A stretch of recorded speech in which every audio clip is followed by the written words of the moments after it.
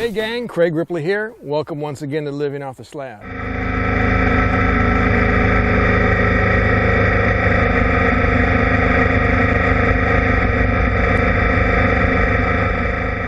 Now today I am going to talk about riding in the heat, and that is why I am dressed like this. Right? Is this really the best way with a little shorty helmet and your skin exposed? Is this the best way to ride in the heat? Now of course this is what most people do. When it gets hot outside, they strip off all of their jackets, they put on a half helmet, and they ride around like this.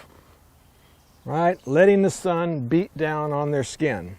And they think that they are, cooler that way. Well, it's not really true. So why is dressing like this on a hot day not a good idea? Well, because this basically exposes you to the ultraviolet rays of the sun, and that is really what makes you hot. Right? On any day, if you go and measure the temperature in the shade and say it's 80 degrees, right, the temperature out in the sun is no different. Right? It's still 80 degrees. Why it feels hotter out in the sun is because you have direct exposure to the ultraviolet rays of the sun. It is literally like standing in a microwave oven, right, for hour after hour after hour. So since I said you shouldn't be wearing short sleeve shirts and exposing your skin to the sun, what should you be wearing? Well, to be honest with you, it's something like this. A jacket that covers your skin and doesn't let it get exposed to the ultraviolet rays of the sun. Now, I know some of you are saying, no, there's no way I'm going to do that. I'm not going to swelter in the sun and sweat. Right? It's just way too hot. Well, it's not.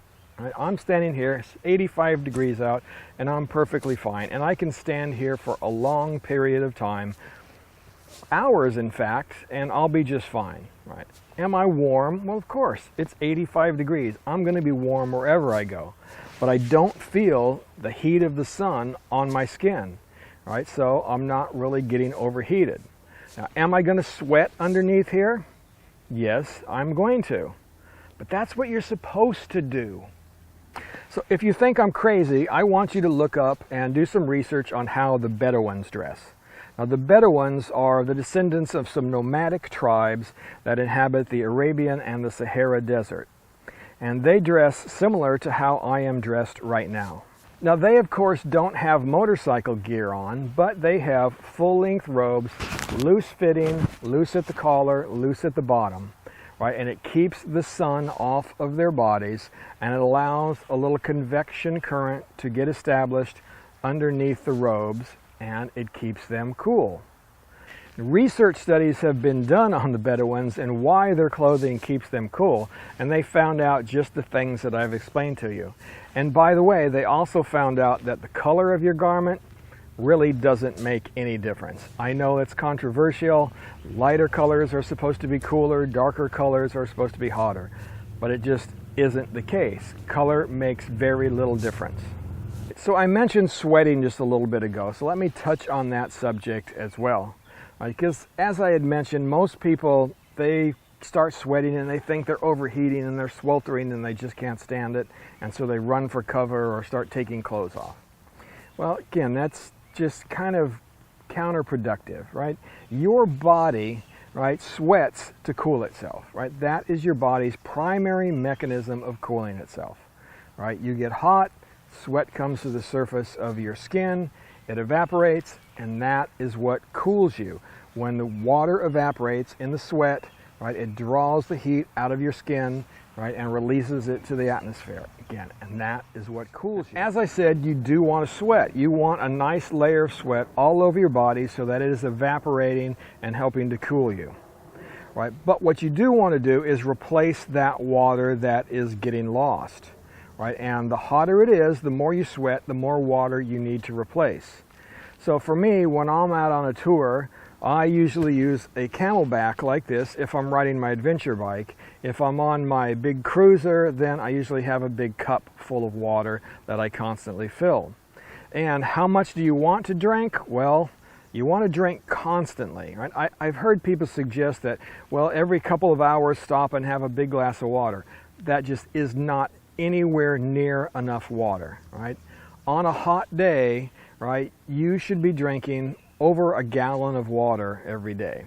Right, and what I use is this little 50-ounce Camelback here, and a gallon of water is 128 fluid ounces, at least U.S. fluid ounces.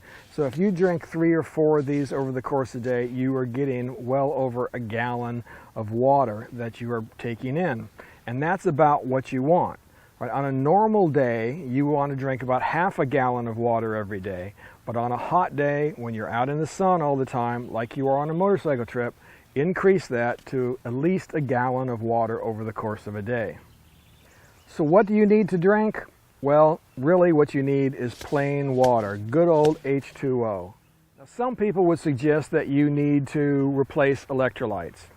And some I've heard even say you should take salt tablets. And let me say, do not do that. Do not take salt tablets. Those are things that we used to do, you know, back in the 70s when I was a kid and we would be out in the sun, the coaches would make you take salt tablets.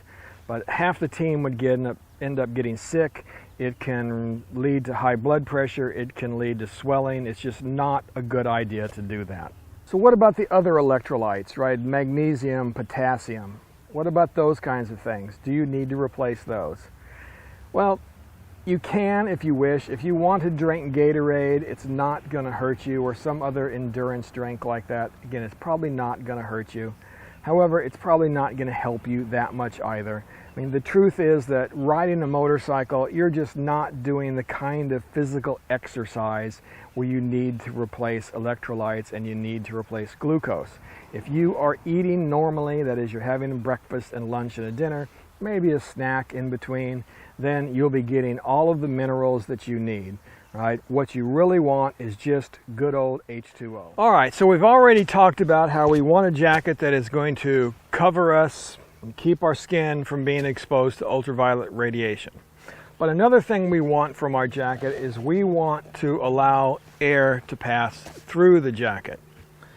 Right? We want to use the natural wind that is created from riding a motorcycle to help cool our bodies. Right? But there are limits to that.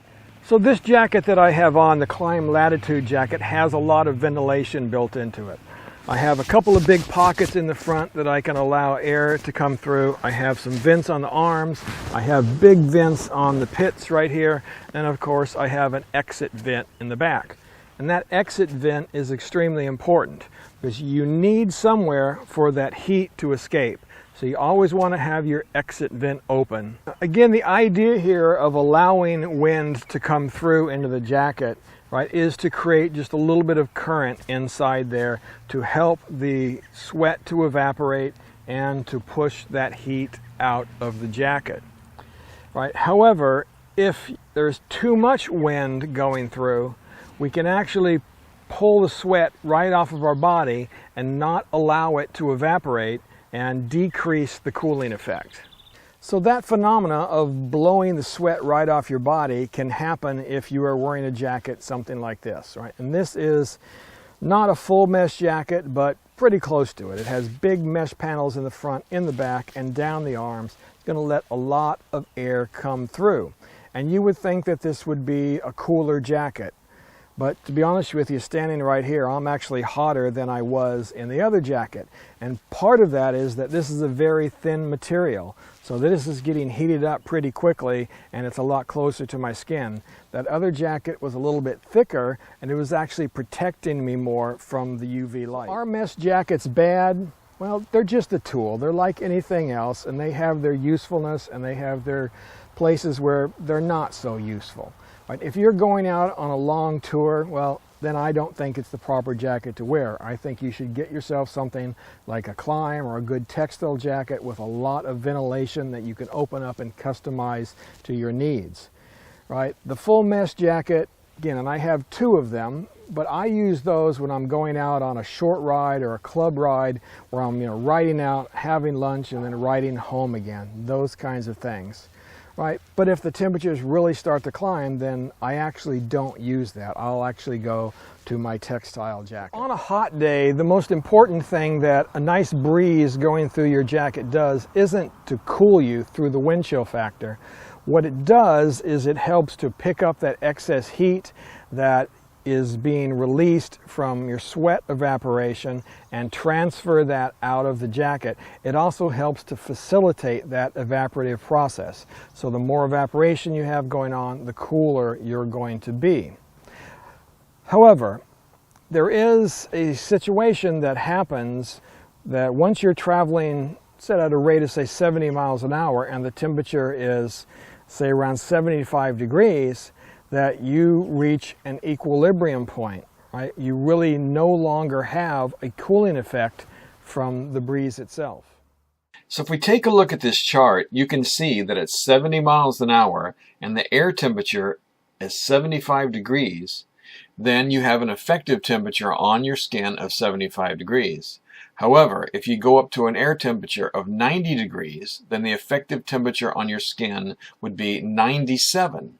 And if you go up to 105, then the temperature on your skin would be as much as 119 degrees.